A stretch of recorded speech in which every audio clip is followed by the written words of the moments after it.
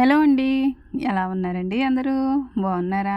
మీరంతా బాగుండాలని మనస్ఫూర్తిగా దేవుడిని కోరుకుంటున్నాను. ఈరోజైతే నా పనులతో పాటు ఒక రెసిపీ అయితే చేశానండి పిల్లల కోసం. ఇంకా పెద్దవాళ్ళు కూడా తినొచ్చండి. అందరికీ హెల్తీ ఫుడ్డు. దాన్ని నువ్వుసిమ్ములు అంటారు కదండీ! మా విలేజ్‌లో ఎక్కువగా వీటిని తయారు చేసుకుంటూ ఉంటారు. విలేజ్ అనే కాదండి, అందరూ కూడా చేసుకుంటారు. ఎంతో బలం కూడా ఇది. ఈ నువ్వుసిమ్ములు నేను ఎలా చేశానో దాన్నైతే వీడియోలో మీకు చూపిస్తాను. ఇంకా దాంతో పాటైతే నేను ఉదయం లేచిన దగ్గర నుంచి నా రొటీన్ ఏ విధంగా గడిచిందో అనేది కూడా వీడియోలో అయితే చూపిస్తానండి. వీడియోలోకెళ్ళిపోతే నేను ఉదయాన్నే లేచిన తర్వాత వాకిలి తుడిచేసుకొని, నీళ్లు పట్టేసుకొని, ఇంకా పొయ్యి దగ్గర తుడిచిపోయి అంటించేసుకున్న తర్వాత ఈ గ్యాస్ దగ్గరికైతే వచ్చానండి. హాఫ్ డే స్కూల్స్ చాలా రోజుల నుంచి స్టార్ట్ అయిపోయాయి కదండీ! 10th వాళ్ళకి ఎగ్జామ్స్ దగ్గర నుంచి హాఫ్ డేసే పిల్లలకి. ఒంటిపూట బడులంటే నా చిన్నప్పుడు చాలా హ్యాపీగా ఫీల్ అయ్యేదాన్నండి. కానీ అది ఎంత కష్టమో నాకు ఒక అమ్మ అయిన తర్వాత ఇప్పుడు అర్థమవుతుంది. ఎందుకంటే మొన్నటి వరకు పెనం మీద ఉన్నట్టు ఉండేదండి. కానీ ఈ హాఫ్ డేస్ స్టార్ట్ అయిన దగ్గర నుంచి అయితే పొయ్యిలో పడినట్టు అనిపిస్తుంది ప్రాణం. ఎందుకంటే ఫుల్ డే అప్పుడు మనం ఎంత కష్టపడి ఎంత ఉరుకులు పరుగులు పెడతామో అంతకంటే రెట్టింపు పెట్టి వాళ్ళని పంపిస్తే మధ్యాహ్నానికి చెమటలు కక్కుకుంటూ వస్తారండి. వాళ్ళ ప్రాణానికి సుఖం ఉండదు, మనకి కూడా ఉండదు. మరలా వచ్చారంటే ఇల్లు పీకి పందిరేస్తారు. పిల్లల్ని నేను ఎప్పుడూ కూడా భారం అనుకోనండి, బాధ్యతగానే చూసుకుంటాను. కానీ ఒక అమ్మగా మరి కొన్ని కొన్ని తలనొప్పులు ఉంటాయి కదండి, అవన్నీ భరించాలి. ఇంకా నేనైతే ఉదయాన్నే టిఫిన్ అయితే పిల్లలకి బాక్స్‌లోకి సేమియా ఉప్మా చేశానండి. మొన్నటి నుంచి అడుగుతున్నారు. కానీ నేను వాళ్ళు అడిగిన 2 రోజులకో, 3 రోజులకో చేసి పెడతాను. వెంటనే చేస్తే దాని వాల్యూ వాళ్ళకి తెలియదండి. అందుకని కాస్తంత వాళ్ళని విసిగించాలనమాట. ఇక టిఫిన్ అయితే బాక్స్‌లోకి వాళ్ళకి సర్దేశాను. బాబుకు మాత్రం 2 పూటలు ఉంటుందండి. ఇక్కడే వచ్చిందండి నాకు అసలు తలనొప్పి. ఎందుకంటే ముగ్గురికి బాక్సులు సర్దేస్తే కూర పొద్దున్నే వాళ్ళకొకటి వండేసేదాన్ని. కానీ బుజ్జమ్మలిద్దరికినేమో టిఫిను, బాబుకేమో క్యారేజ్ పెట్టాలి ఫుల్లు. మరేం చేస్తామండి, పొద్దున్నే వీళ్ళకి టిఫిన్‌లు సర్దుకొని జెళ్ళ వేసుకొని వీళ్ళని పంపించే టైంకి బాబుకి నేను కూర రెడీ చేయలేకపోతున్నాను. ఇక ఊళ్ళోనే కాబట్టి స్కూలు, ఇక మాతో పాటే వండినప్పుడు బాబుకి కూడా పంపిస్తున్నాననమాట బాక్స్ పెట్టి వాళ్ళ డ్యాడీతోటి.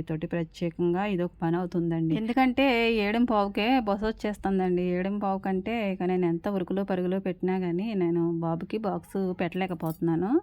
ఇక తర్వాత తీరిగ్గా వండుకుందామనేసి ఇక వాళ్ళని పంపించేస్తున్నాను. బాబుకైతే టిఫిన్ పెట్టి పంపించేసానులేండి. పిల్లలందరూ వెళ్ళిపోయారు. పిల్లలు స్కూల్‌కెళ్ళిన తర్వాత ఇల్లంతా ఎలా ఉంటుందంటే, వర్షం వచ్చి ఫుల్‌గా ఎలిసిపోయిన తర్వాత ఎంత సైలెంట్‌గా ఉంటదండి. ఒక్కొక్క బొట్టు పడుతూ ఉంటే నిశ్శబ్దంగా అలా ఉంటుందండి మా ఇల్లు. మా ఇల్లే కాదు, ప్రతి ఒక్కరి ఇల్లు కూడా అంతే. పిల్లలు ఉంటేనేనండి అల్లరైనా, మరేదైనా ఆటైనా, పాటైనా. వాళ్ళెళ్ళిన తర్వాత ఏముంటదండి, ఏమీ ఉండదు. ఉసూరుమంటూ ఉండాలి వాళ్ళొచ్చే వరకు. ఇంకా పిల్లల కోసం పొద్దున్నే నేను పొయ్యంటించి నీళ్ళ కుండ వేస్తున్నాను కానీ, అన్నం ఎలాగో నేను బాక్స్ లేట్‌గా పెడుతున్నాను కదా బాబుకి. అందుకని పిల్లలు వెళ్ళిన తర్వాతే అన్నం కూడా వండుతున్నానండి 2 రోజుల నుంచయితే. ఎంతో హడావిడిగా ఉరుకులు, పరుగులు మీదైనా సరే పని చేసేసుకోవాలనిపిస్తదండి. కానీ ఎక్కడండి, మనుషులం కదా! అంత ఓపిక, ఎంత ఓపికున్నా గానీ కొన్ని సార్లు నీరసం వెంటాడుతూ ఉంటుంది కదండీ! అలా 2 రోజుల నుంచి, 3 రోజుల నుంచి అన్నం లేట్ చేసేస్తున్నాను. వండేద్దామని ఉంటది కానీ వండలేకపోతున్నాను. పిల్లలు వెళ్ళిన తర్వాత వండుతున్నాను. ఇంకా పిల్లలకైతే సేమియా ఉప్మా చేశాను కదండీ! ఇక పిండ్లయితే అయిపోయాయి. ఇడ్లీ పిండి లేదు. ఇక మావయ్య గారికి, ఇంకా మాకు తినడానికైతే ఎర్రుప్మా రవ్వతోటైతే ఉప్మా చేసేసాను. ఇంకా బాబుకైతే చిన్నగా నేను బంగాళాదుంపతోటి ఫ్రై కూడా చేశానండి. చిన్న కూరైతే బాబు కోసం వండాను. ఇద్దరికీ కలిపి కూర వండేసి బాక్స్ పెడదాం అనుకున్నాను కానండి, సింపుల్‌గా అయితే ఇలాగ అయిపోతుంది కదా! ఆయన కూడా కంగారు పడుతున్నారు వెళ్ళడానికి. మరలా నేను కూర వండి బాక్స్ పెట్టి ఆయనకి ఫోన్ చేసి రమ్మని ఇదంతా ఎందుకులే అనేసి ఇలా పొటాటోతోటైతే ఫ్రై చేసేసాను. పిల్లలు ఇలా కూడా ఇష్టంగా తింటారు కదండీ! ఇక బాక్స్ అయితే సర్దేసి బాబుకి ఇచ్చేసానండి. ఇంకా మా వాళ్ళు వీళ్ళెవరంటే నా మేనకోడళ్ళండి. పెద్దమ్మాయి ఏమో పీజీ, చిన్నమ్మాయి ఏమో బీటెక్ అండి. వీళ్ళు 5th క్లాస్ నుంచి హాస్టలేననమాట. చూడ్డానికొచ్చారు ఉగాది హాలిడేస్‌కి 2 రోజులు. వీళ్ళు ప్రయాణం అయిన తర్వాత నా దగ్గరకొస్తారండి ప్రేయర్ చేయించుకోవడానికి.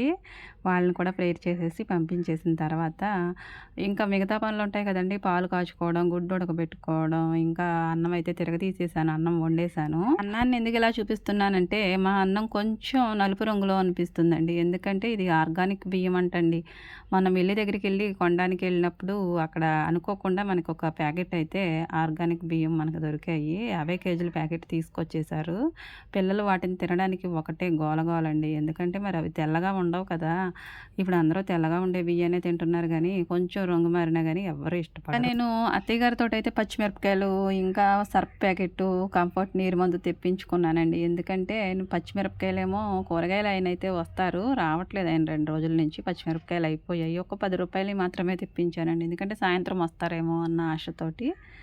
ఇక పచ్చిమిరపకాయలు తొడిమలు తీసేసి పక్కన పెట్టుకున్నాను. ఆ తర్వాత ఇంట్లో ఉంటదండి. మొత్తం 2 గదులు మొదలుపెట్టి బయట వరకు కూడా ఒక్కటే అన్నీ అలికేసినట్టే అనిపిస్తాయండి. అలా ఉంటది పిల్లలు వెళ్ళిన తర్వాత ఇల్లంతా. వాటన్నిటిని ఒక్కొక్కటిగా చక్కబెట్టుకొని గిన్నెల దగ్గరికెళ్ళేటప్పటికి తల ప్రాణం అంటారు చూడండి, తోక్కొచ్చిందని అలా అనిపిస్తది. ఒక్క పూట మనం తిరిగి పని చేయకపోతే ఇల్లు ఎలా ఉంటదో అనిపిస్తదండి. అలాంటిది మనం పని చేయకపోతే ఇంకా ఎలా ఉంటదా అని మరొక డౌటొస్తుంది. ఏదేమైనా గానండి మనం ఒక్క రోజు కాదు, ఒక్క పూట కాదు, ఒక్క గంట కూడా పని చేయకుండా ఉండలేం కదండీ! ఇంత ఓపిక దేవుడు ఆడవాళ్ళకి ఎందుకిచ్చాడా అన్న డౌట్ మరోసారి వస్తదండి. ఏదేమైనా గానీ ఈ ఇంటి పని, వంట పని అన్నీ గూడా మనం మాత్రమే భరించగలమో ఏమిటోనండి. ఓపిక ఆడవాళ్ళకి ఎంత ఉంటదో ఇవి భరించగలిగే శక్తి కూడా అంతే ఉంటదని ఈ పనంతా కూడా మనమే చక్కగా చక్కబెట్టుకోగలమని ఆడవాళ్ళకి ఇచ్చేసినట్టున్నాడు. మరేం చేస్తామండి? మనకిచ్చిన పని మనం జేసుకోవాలి గదా! మన కళ్ళ ముందు అన్ని పనులుంటే పని చేయబుద్ధి అవ్వకుండా, పని నాకు ఇష్టం లేదని ఎవ్వరం కూడా కూర్చోలేం గదండీ! పనైతే చేసుకోవాలి తప్పదు. ఇంకా అత్తయ్య గారు తోమిన గిన్నెలన్నీ కూడా స్టాండ్‌లో పెట్టేసుకుంటే అవి నీళ్లు వాడుతూ ఉంటాయి. తర్వాత గిన్నెలు కూడా తోముతానండి. ఇలా నేను ఒక్కొక్కటిగా సర్దుకుంటూ ఉండి నేనేమో గ్యాస్ మీద పెట్టిన కోడిగుడ్డు కట్టేయడం మర్చిపోయానండి. అది నీళ్ళన్నీ ఇంకిపోయి చూడండి ఒక సైడ్ అయితే మాడిపోయింది. ఇంకా నయంలేండి, పెద్ద బాంబు పేలినట్టు సౌండ్ అయితే రాలేదు. ఏదో వేరే పనిలో పడి ఎమరపాటులో ఒక్కొక్క పనైతే మర్చిపోతే అది బ్లాస్ట్ అయిపోతుంది గదండీ! మరి బాంబు పేలినంత కాకపోయినా కొన్ని పనుల వల్లైతే మనసు చాలా బాధపడుతుంది. కూర అడుగు పట్టేసినా, ఇలాంటివి జరిగినా, పాలు పొంగిపోయినా చాలా బాధొస్తుందండి. కానీ మరి ఏం చేయగలము?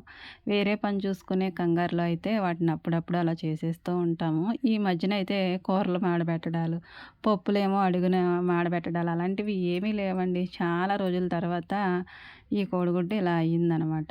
ఎందుకు గుడ్డు గురించి ఇంత ప్రత్యేకించి చెప్తున్నానా అంటే కొన్ని సార్లు కొన్ని మనం పోగొట్టినప్పుడైతే మనకి బాధ కలిగినా గానీ ఏం చేస్తామండి, భరించేస్తాము. కానీ మరి ఇంట్లో కొన్ని వాటికి మనం సమాధానం చెప్పాలి. చెప్పవలసొచ్చినప్పుడు బాధ అనిపిస్తది గదండీ! పెద్దవాళ్ళు ఉంటారు గదా! మరి వాళ్ళు కూడా చూస్తారు. కూర మాడిపోయినా, పప్పు మాడిపోయినా, పాలు పొంగిపోయినా చాలా బాధ అనిపిస్తదండి. చాలా జాగ్రత్తగా వాటిని దగ్గరుండి కట్టేసేయాలి. నాకైతే అలా అనిపిస్తుందండి. బాధ కలుగుతుంది. ఏదో పోగొట్టేసుకున్నట్టు చాలా సేపు మూడ్ ఔట్ అయిపోతుంది. ఇంకా నీళ్లు కాసి నీళ్ల కుండలోనేమో నేను సర్ఫేసి, రుమాళ్ళు, ఇంకా బెడ్ షీట్లు కూడా ఒక 2 పెట్టి నానబెట్టి మంటేమీ లేదులేండి, నొప్పులే ఉన్నాయి. ఆ బట్టల్ని కాసేపు అలా నానబెడుతూ ఉంటే చక్కగా వదిలిపోతాయి కదండీ! గిన్నెలు తోమిన తర్వాత, ఇంకా నా వంట పని అయిన తర్వాత వాటి సంగతి చూడాలనమాట. గిన్నెలైతే వేసేసుకొని వాటినైతే తోమడం మొదలుపెట్టేశాను. ఈ గిన్నెలు తోమేటప్పుడు ఒక్కోసారి అనిపిస్తదండి, చాలా ఈజీగా తోమేసుకున్నాననిపిస్తది. ఒక్కోసారి ఎంత తోమినా సరే తరగదండి. తరగదు. తోమినా, కడిగినా అలానే ఊరుతూ ఉంటాయి గిన్నెలు. ఏంటి మాయ అనిపిస్తది. ఒక్కొక్కసారి చాలా ఈజీగా అయిపోద్ది. ఎన్ని గిన్నెలున్నా సరే అస్సలు కష్టం అనిపించదండి. కానీ మనకి ఎన్ని గిన్నెలున్నా, తక్కువున్నా, ఎక్కువున్నా గానీ తోముకోవడం అయితే తప్పదు గదండీ! మనకి చేసుకునే పని ఒక్కొక్కసారి నచ్చొచ్చు, ఒక్కొక్కసారి నచ్చకపోవచ్చు. ఫైనల్‌గా చేసే తీరాలి.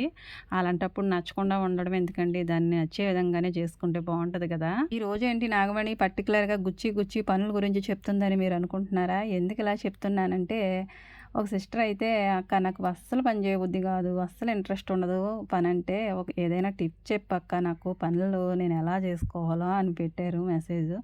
ఏం చేస్తామండి, పని చేయాలని ఎవ్వరికీ ఉండదు. హాయిగా కూర్చోవాలని, కాలక్షేపంగా ఏదో ఒకటి చేసుకోవాలనిపిస్తది. అదే ఏదో ఒకటి కాకుండా ఈ గిన్నెలు తోముడు, ఈ ఇల్లు ఊడ్చడాలు, బట్టలు ఉతకడాలు ఇవే కదండీ ఆడవాళ్ళకి పెళ్ళయిన తర్వాత వచ్చి పడే ఉద్యోగాలు. ఇక ఈ ఉద్యోగమే మన జీవితాంతం చేయాలండి, తప్పదు. తప్పదు. ఇంట్రెస్ట్ ఉన్నా లేకపోయినా అది మనం చేసే తీరాలి. ఎందుకంటే ప్రతిరోజు కూడా మనం నీట్‌గా గిన్నెలు తోముకుంటాము, ఇల్లు ఊడ్చుకుంటాము, అన్ని పనులు చేసుకుంటాము. ఈ పాత్ర తోముకొని అందులో శుభ్రంగా ఫుడ్ వండుకొని పిల్లలకు పెడితేనే గానీ ఎవరు పెడతారు నా పిల్లలకి అన్న ఒక ధ్యాస అంటూ ఉండాలండి ఒక అమ్మగా. ఒక ఆడవాళ్ళగా పుట్టినందుకు మన వాళ్ళకి ఎవరు పెడతారు మనం తప్ప అని అనిపించాలి. అలా అనిపిస్తే ఏ పని కూడా కష్టం అనిపించదండి. ఒక తల్లి అయిన తర్వాత ప్రతీది కూడా ఈజీ అయిపోతుంది. నా పిల్లలి ఆకలి కంటే నాకు ఈ పనులేమి పెద్ద కష్టం కాదులే అనిపిస్తదండి. అలా అయిపోతాము. ఈ రాను రాను మనకు అలవాటయిపోతాయి పనులన్నీ. మొదట్లోనేమో కాస్తంత కష్టంగాను, అనీజీగాను ఏదో ఎక్కడికో వచ్చి పడినట్టుగాను అనిపిస్తాయి. అలా కొద్ది రోజులు మాత్రమే ఉంటదండి. పిల్లలు పుట్టి అమ్మ నాకు ఆకలేస్తుంది అంటారు చూడండి. అప్పుడైతే మనకి ఏ పని కూడా కష్టం కాదు. గిన్నెలు కూడా తోమేసి ఎండలో పెట్టేసిన తర్వాత కూర వండుకోవాలి కదండీ. అరటికాయలు పొద్దున్నే అమ్మొచ్చాయి. వాళ్ళ దగ్గరైతే రూ. 20కి 3 కాయలంటండి. తీసుకున్నాను. రెండే వండుదామని రెండునే కట్ చేసుకున్నాను. చెక్కులైతే నేను కత్తిపీటతోనే తీసేస్తానులేండి. బీరకాయలకైతే తప్పించి ఫీలరు ఇలా అరటికాయలకి, ఆనపకాయకైతే వాడను. కత్తిపీటే నాకు ఫీలర్ అనమాట. స్పీడ్‌గా తరిగేశాను. అరటికాయ ముక్కలు కడిగేటుంటే నీళ్ళల్లోనూ చాలా నలుపొచ్చేసినట్టు అనిపిస్తాయి కదండీ. వీటిని కొంచెం తెల్లగా రావాలంటే నిమ్మరసం వేసుకుంటే అందులో ఈ ముక్కలు నల్లగా ఉన్నవైనా సరే తెల్లగా వచ్చేస్తాయండి. కూరలో వేసి వండినా సరే కూర నలుపు రాదు. చాలా కలర్‌ఫుల్‌గా ఉంటుంది. నేను ఎప్పుడు అరటికాయ కూర వండినా సరే అవి కడిగేటప్పుడు ఈ నిమ్మరసం కొద్దిగా పిండి ఆ నీళ్ళన్నీ వంచేసి మంచినీళ్ళు ఇంకొకసారి పోసి అప్పుడు తీసుకొస్తాననమాట. అన్ని కూరగాయల్లాగా కొన్ని కూరగాయలేమో నీళ్ళల్లో వేయకూడదు. కానీ అరటికాయలు, వంకాయలు మాత్రం నీళ్ళల్లోనే వేయాలండి. వాటిలో ఉన్న కసరంతా కూడా ఆ నీళ్ళల్లోకి వెళ్ళిపోయి కూర అయితే ఫ్రెష్‌గా ఉంటుంది. ఇక అందుకని వంకాయలు కట్ చేసిన, ఈ అరటికాయలు కట్ చేసిన నేను నీటిలో ఉంచే అప్పుడు కూరలో వేస్తాననమాట డైరెక్టు. నీళ్ళేమి కూరలోకి వెళ్ళిపోవండి. అన్నీ తప్పించేస్తాం గదా! అరటికాయ కూరలో అయితే కాస్తంత నూనె ఎక్కువగానే పడుతుందండి. ఫ్రై చేస్తే మరీ ఎక్కువ పడుతుంది. కూరకైతే కొంచెం నేను నూనె అయితే ఎక్కువే పోసుకున్నాను. అన్ని కూరల్లో మరీ నూనె లేకుండా అయితే వండను గానండి. ఈ అరటికాయ కూరలో కొంచెం నూనె ఎక్కువే పడుతుంది. ఇక కూర అయితే కంప్లీట్ అయిపోయిందండి. దాన్నింకా ఎగిరిపోయిన తర్వాత దించేయడం ఒకటే ఉంది. ఇక పప్పయితే నానబోసానండి. ఈ పొట్టు మొత్తం అలానే ఉంది. అత్తయ్య గారికి అప్పటినుంచి ఖాళీ అవ్వలేదు. ఈరోజు మాత్రం ఆ మినపప్పుని మొన్నెప్పుడో నేను పోటేసి ఉంచుకున్నాను కదా! రుబ్బురోల్లో దాన్నయితే చెరుగుతున్నారనమాట. ఈ చెరిగేటప్పటికి నాకు లేట్ అయిపోద్దని నేను పొద్దున్నే పప్పు నానబోసేసుకున్నాను. అత్తయ్య గారైతే కొంచెం లేట్‌గా దీన్ని చెరుగుతున్నారు. నేను అన్ని పనులు కూడా చూసింది చూసినట్టు నేర్చేసుకుంటాను. నేర్చుకోవడం ఏముందండి చేసేసుకుంటూ వెళ్ళిపోతాను. కానీ ఈ చేటతో చెరుగుడు మాత్రం నాకు అస్సలు రావట్లేదు. ఎంత పర్ఫెక్ట్‌గా చేద్దామన్నా గానండి ముందుకెళ్ళవలసినవి వెనక్కి, వెనక్కి రావాల్సినవి ముందుకెళ్తూ ఉంటాయి. ఇంకా నాకు ఈ చాట్‌తో చెరుక్కోవడమే నాకు ఇబ్బందనిపిస్తది. ఇది పని కోసం, అత్తయ్య కోసం ఎదురు చూడక తప్పట్లేదు నాకు. నేనే చెరిగేసుకొని అలా అన్నీ కూడా పక్కకు పెట్టేసుకుందాం అనిపిస్తది. ఎక్కడండి చాట్‌తోటేమో నాకు రావట్లేదు. దాన్ని కూడా ఏదో విధంగా నేర్చుకోవాలి. కొబ్బరి ముక్కలు కూడా తరిగేశారు అత్తయ్య. వాటిని ఎండలో పెట్టాను. పనులేదైనా ఇంటి దగ్గరుంటే అత్తయ్య గారు చేయవలసిన పనులు కొన్ని కొన్ని ఉంటాయండి. అవి అత్తయ్య గారి కోసమే ఎదురు చూస్తాయి. ఇంకా ఈ నువ్వులైతే ఎప్పటినుంచో ఉంటున్నాయి. నేను వీటిని నానబోసి ఆరబెట్టేద్దామంటే ఇసుక ఉంటుంది కదండీ నువ్వుల్లోనూ. ఆ ఇసుక తీయడమేమో నాకు రాదు. ఇక దాన్ని కూడా అత్తయ్య గారు సెపరేట్ చేస్తారు. నేను తీసేయొచ్చు. ఏమో ఎక్కడైనా ఉండిపోతే మళ్ళీ అదొకటి ఇబ్బంది కదా! అందుకని అత్తయ్య గారు చేస్తే పర్ఫెక్ట్‌గా ఉంటది. అదొక నమ్మకం ఉంటది కదండీ పెద్దవాళ్ళు చేస్తే మంచిగా చేస్తారనేసి.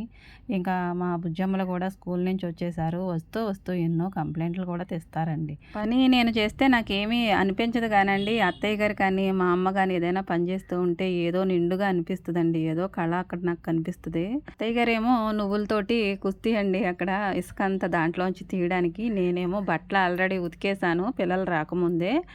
ఇంకా తర్వాతేమో టబ్బు నిండా నీళ్ళు తోడుకొని 1కి 2 సార్లు, 3 సార్లు వాటిని జాడించి కంఫర్ట్ పెట్టి అప్పుడు ఆరేస్తాననమాట. ఇంకా పొయ్యి మీద పెట్టాను చూడండి బట్టలు. వాటినైతే ముందే ఉతికేసి ఆరేసేసాను.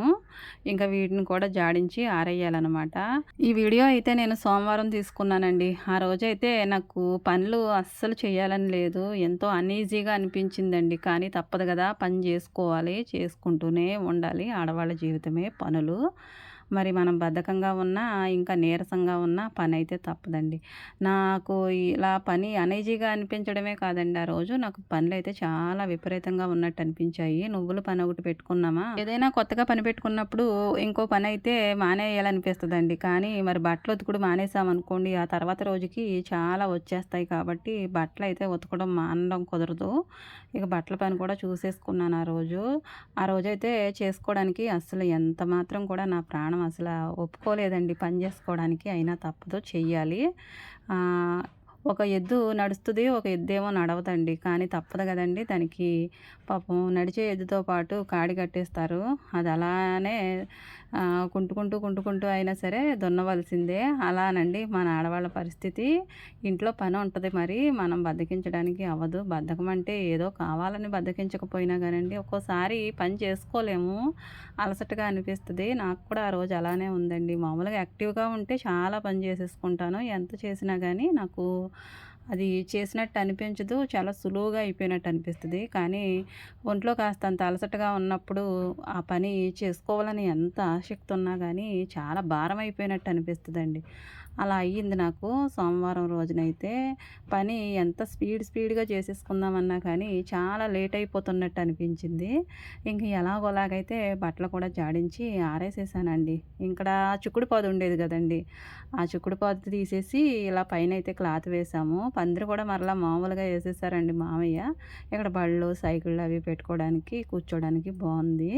ఇంక బట్టలు ఆరేసేసాను. ఇంకా నువ్వులు కూడా ఆరబెట్టేసారు అత్తయ్య. ఇవి బాగా ఆరిన తర్వాత ఈరోజు ఆరితే ఈరోజే చేసేయవచ్చు సిమ్మిలి, లేదంటే రేపు చేయొచ్చులే అని చెప్పారు అత్తయ్య. కానీ ఆ సాయంత్రానికి ఆరిపోయాయిలెండి. ఇక అవి ఎండలో పెట్టిన తర్వాత నీళ్ళొస్తున్నాయి, లోపలికెళ్ళిపోదాం అనుకున్నాను బట్టలారేసేసి. మరి ఒక బిందె నీళ్ళు పట్టుకోవాలి, టబ్బులు, బకెట్లు, ఇంకా బాటిల్స్ ఇవన్నీ పట్టుకోవాలండి. మరి నీళ్ళు పట్టుకోకపోతే తాగడానికి ఉండవు కదా! ఇక ఒక బిందె నీళ్ళు కూడా పట్టుకొని లోపల పెట్టేసుకున్నాననమాట. ఇంకా నిండుగా ఇలా నీళ్లు కనపడుతూ ఉంటే మనసులో ఏదో నిండుగా అనిపిస్తదండి. ఈ పిచ్చి నాకేనో మరి అందరికేనో తెలీదు కానీ. ఇంక సాయంత్రం 3:30 అలా వస్తుందండి. మినపప్పు డబ్బాల్లో సర్దేసుకున్నాను. ఇంకా నువ్వులు కూడా లోపలికి తీసుకొచ్చేసాను. ఇలా డబ్బాలో పోసాను గానీ మూత అయితే తర్వాత పెట్టొచ్చని కొద్దిగా అలా పెట్టానండి, జస్ట్ చూపించడానికి. మూత తీసేసాను. ఎందుకంటే వేడి వేడిగా ఉన్న వాటి మీద మూత పెడితే ఆవిరి పట్టేసి బాగోవు. ఇంక తలకైతే కాస్తంత నూనె పెట్టుకొని, జడ వేసుకొని, టీ తాగి ఆ తర్వాత మరలా పనులు మొదలుపెట్టానండి. ముందుగా ఏం చేశానంటే గిన్నెలు తోమేశాను. సాయంత్రం ఉన్న గిన్నెలన్నీ కూడా మధ్యాహ్నం భోంచేసినవి. ఇక ఆ తర్వాత పప్పు అయితే కడుక్కోవాలి కదండీ! పప్పు కడిగేసి పక్కన పెట్టుకొని చర్చికి వెళ్ళాలి. ఇక పనంతా చేసుకొని, పిల్లల్ని కూడా చూసుకొని, పెద్దవాళ్ళని చక్కబెట్టుకొని 7 గంటలకల్లా చర్చికి వెళ్ళిపోవాలి. ఇక ఆ టైంలో నాకు ఈ పప్పు రుబ్బుకోవడానికి అవ్వదండి. కడిగేసి పక్కన పెట్టుకున్నాననుకోండి, 8 గంటలకొస్తాను చర్చి నుంచి. ఆ తర్వాత ఈ పప్పు సంగతి చూడొచ్చు. ఇంకా నువ్వులు కూడా ఉన్నాయి కదండీ! కుదిరితే వాటి సంగతి కూడా చూసేసుకుందాం అనేసి ఈ పప్పుని హడావిడిగా కడుగుతూ ఉంటే, ఈ గింజలైతే అస్సలు కూడా రావట్లేదండి. నల్ల పొట్టు అస్సలు రావట్లేదు. ఎందుకంటే సొంతంగా మన చేత్తో పండించుకున్నవి చాలా స్ట్రాంగ్ అంటారు కదండీ! అలా ఉందండి ఈ పప్పుతోటి. ఎందుకంటే ఇవి మన మినుములేనండి. అన్నయ్య వాళ్ళు పండిస్తారు. నేనెప్పుడు కూడా తేడా చూస్తున్నానండి. కొన్న పప్పు అనుకోండి, వెంటనే మొత్తం పొట్టంతా ఊడిపోతుంది. చాలా తెల్లగా వచ్చేస్తుంది. కానీ ఈ సొంతంగా ఆడించిన పప్పుతోటి ఎప్పుడు కడిగినా సరే చాలా కష్టపడాలి, చాలా కష్టపడాలి. మినుములు ఉండిపోతాయి అక్కడక్కడ. ఆ పొట్టుని ఎన్ని సార్లు కడిగినా సరే చేతులు నొప్పులు రావాలి గానండి, ఈ పొట్టు మాత్రం అస్సలు ఊడదు. అంత స్ట్రాంగ్‌గా ఉంటది. మనం పండించిన పంట మనకి కూడా అంత బలాన్నిస్తుందని నాకనిపిస్తుందండి. కానీ కడగడానికే ఇబ్బందనమాట. చర్చికి వెళ్ళేసి వచ్చేసానండి. ఇక వంట పని అంటారా, అంతా కూడా కంప్లీట్ అయిపోయింది. చర్చికి వెళ్ళకముందే వంట అయిపోద్ది. ఇక వచ్చిన తర్వాత పిల్లలకి అన్నం పెడతాను ఈ పప్పు రుబ్బుకుంటూ. ఇంకా పప్పు కూడా నేను నూక యాడ్ చేసుకొని, కలిపేసుకొని డబ్బాల్లోకైతే తీసేసుకున్నాను. ఒక గంట, ఒక అరగంట బయట పెట్టి తర్వాత ఫ్రిడ్జ్‌లో పెడతానండి. ఎప్పటికిది రుబ్బింది అప్పుడే నేను గ్రైండర్ అయితే శుభ్రంగా కడిగేసుకొని పక్కన పెట్టేసుకుంటాను. తెల్లారికైతే అస్సలు ఉంచనండి. ఇంకా అక్కడితోటి ఆ పని అయిపోవాలనమాట. ఇంకా బెల్లం అయితే తురుముకొని పక్కన పెట్టుకున్నాను. నువ్వులు కూడా పక్కన పెట్టేశాను. ఎందుకంటే మరి నూసిమ్మిలు చేస్తున్నానండి. ఫస్ట్ టైం చేస్తున్నానండి. ఎప్పుడూ చేయలేదు. అత్తయ్య చేయడం, అమ్మ చేయడమే తప్పించి నా చేత్తో నేను చేసింది లేదు. మరి ఎప్పుడు వాళ్ళతోనే చేపిస్తే మన పిల్లలకి మనం ఎప్పుడు చేసుకుంటామండి. ఇక ఒక్కొక్కటిగా వాళ్ళ ద్వారా మనం కూడా తెలుసుకోవాలి, నేర్చుకోవాలి, చేసి పెట్టుకోవాలి కదా! మన పిల్లలకి కూడా వాళ్ళు పెద్దవాళ్ళు అవుతున్నారు. ముందైతే నేను మిక్సీ జార్‌లోకి కొద్దిగా క్వాంటిటీకి సరిపడగా నువ్వులైతే వేసుకొని దాన్నయితే మెత్తగా నలిగే వరకు గ్రైండర్ అయితే పట్టుకున్నానండి. అదే మిక్సీ పట్టుకున్నాను.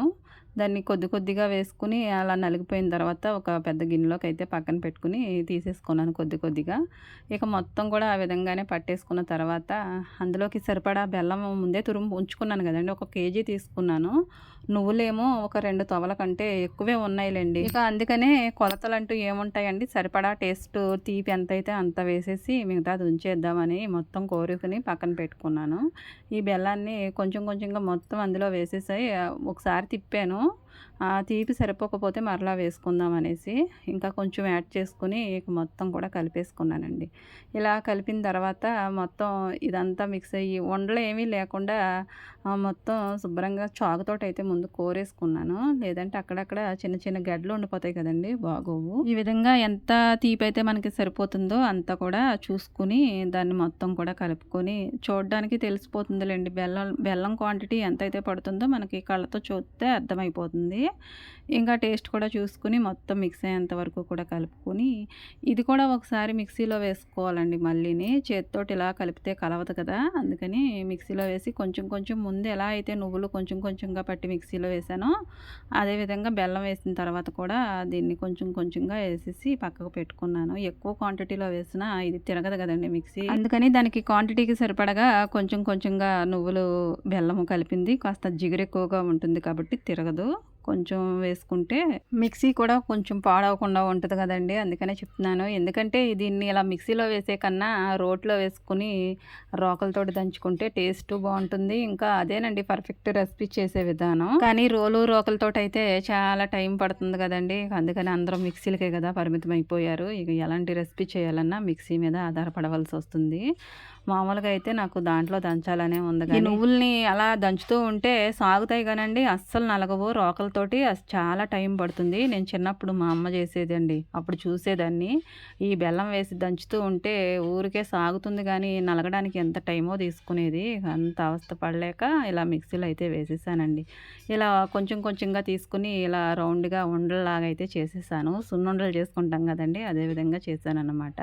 నూనె అలాంటిది ఏమీ లేకపోయినా సరే ఈ బెల్లం వేయగానే అందులో నుంచి నూనె ఎక్కడి నుంచి వచ్చిందో అర్థం కాదండి. అంతలా వచ్చేసింది. ఈ నువ్వుల రెసిపీ చిన్నపిల్లలకి అంటే కొంచెం రక్తహీనతతో ఉండే వాళ్ళకి, మెచ్యూర్ అయిన పిల్లలకి, ఆడపిల్లలకి కూడా చాలా బలమండి. చాలా మంచిది. పెద్దవాళ్ళు కూడా తినొచ్చు.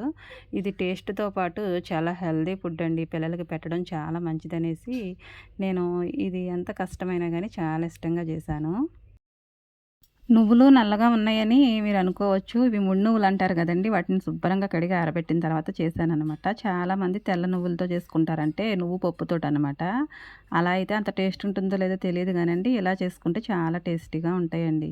ఏదైనా పని అనుకుంటే అది ఎంత టైం అయినా, ఎంత లేట్ అయినా చేసేయాలనుకుంటే చేసేస్తానండి. అసలే నాకు ఆ రోజు ఉదయం నుంచి కూడా అన్‌ఈజీగా అనిపించింది. పనులు చేయాలన్న ఆసక్తి లేదు. కానీ పనులైతే మరి చేసుకోవాలి గదండీ! ఏదో విధంగా ఇంటిని చక్కబెట్టుకోవాలి. అలాగే నా పనులతో పాటు ఈ నువ్వు సిమ్ములు కూడా చేసేసుకున్నానండి. చాలా హ్యాపీ అనమాట. వీడియో కనుక నచ్చితే లైక్ చేయండి. Thank you.